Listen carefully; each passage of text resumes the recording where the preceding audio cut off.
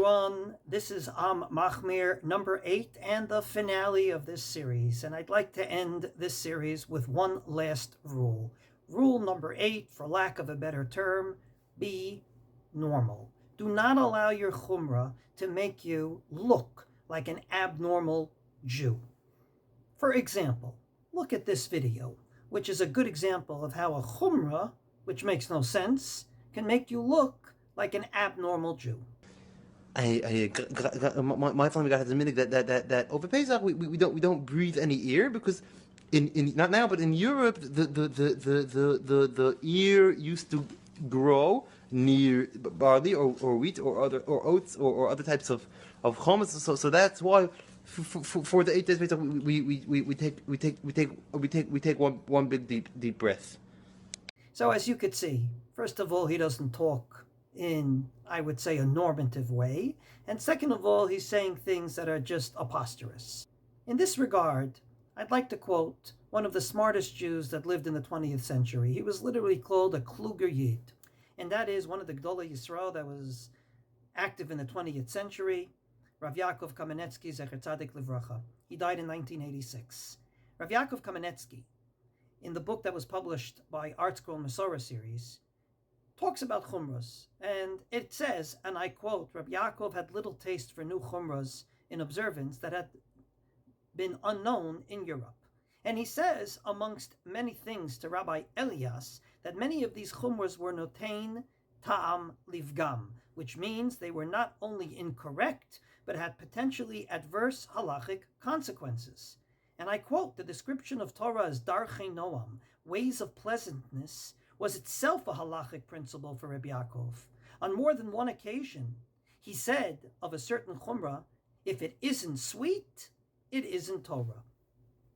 Namely, when we put back the Torah and we say Derakia, Darchei Noam, that's not just a slogan, that is a real halachic concept. The Torah should be sweet and should fit into your life in such a way that you are normative and your chumrah is normative, whatever it might be.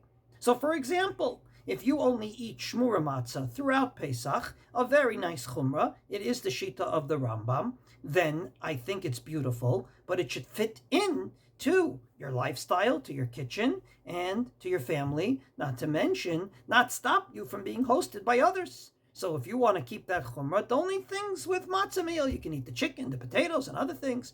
Bring your own matzah if need be, but at the end of the day, that should not stop you from being hosted by others, because then indeed that chumrah makes you into a bit abnormal. And he's not alone. I'd like to quote another one of the Gdolei Yisrael who died in the 20th century. Rav Shlomo Zalman Auerbach, Zecher Tzadik Livracha. He died in 1994. I remember his funeral. So everybody knows that when you make a bris, there is always a conflict, at least in Israel. And that is the following conflict. On the one hand, Zrizin Makdimin LeMitzvot. You're supposed to do a mitzvah at the first possible time. We put on tefillin in the morning because that's the first possible time we can put it on. We shake a lulav in the morning because that's the first possible time we can, even though it's kosher all day to do the mitzvah. However, on the other hand, it could very well be that if you do a bris right in the morning, you'll have less guests. But if you do it later in the afternoon, say 6 o'clock in the evening before Shkia in the summer, then you'll have more guests. So which is more important? Zrizin Makdimin LeMitzvot on the one hand, or on the other hand, Barov Am v'Hadrat Melech, having more people at the bris. This is an ongoing debate. It didn't start from yesterday. And indeed, each family makes a decision what to do. At the end of the day, Rav Shlomo Zalman Auerbach said the following words, and I quote, Titnaheg keben adam. Be a mensch, he said. Ubarur, sheyeshnam shikulim enoshiyim. It's absolutely clear that there's probably very good human considerations. Sheyecholim lidchot din zrizin makdimin. That at times we push away the zrizin makdimin, do the mitzvah at the first possible time, for human reasons. Namely, the grandparents can't come so early in the morning or whatever it might be. At the end of the day, he says, and I quote, Titnaheg keben adam. Be a human being. Be a mensch. And indeed, if we began with Rabbi Yaakov, allow me to end with 2 quotes from Rabbi Yaakov. Number 1, in an article from 2007 called the Beis Yaakov Edicts, Are We Next, by Yitzchak Adelstein. He quotes Rabbi Yaakov Kamenetsky about how stringent one should be in certain areas. And Rabbi Yaakov answered, and I quote, Men darf sein normal. One has to be normal. And allow me to end the series with a beautiful story from Rabbi Yaakov Kamenetsky that I heard from my esteemed colleague, Reb Johnny Solomon. And here is the story right on the screen. When I was a boy growing up, I had a friend. He was always a little more than I was. And he always did more than I did. I was 10, he was 11. He had long payas, I didn't. He wore a gartel, and I didn't.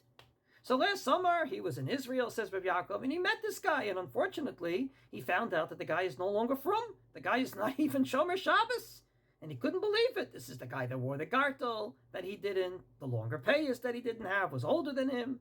And he said, Yankel, what happened to us? Ich bin doch als gewein frummer. Wasn't it always that I was more frum than you? And yet you remained Shomer Shabbos, became a Gadol B'Yisrael, and I, not even Shabbos observant. To which Rabbi Yaakov replied, Yeah, you're right. Ja, du bist Take als gewein frummer. You were always frummer than me. However, said Rabbi Yaakov, Ich bin aber als gewein kluger. However, I was always wiser.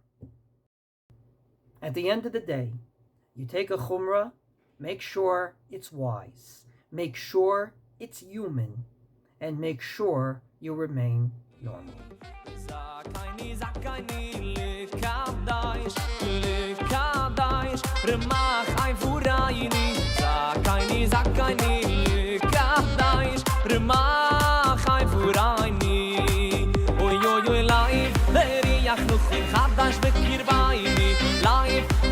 Ach nu khoin khatash bekirbayni lu oy bin noy amoy zim shikhin aschu adoin ha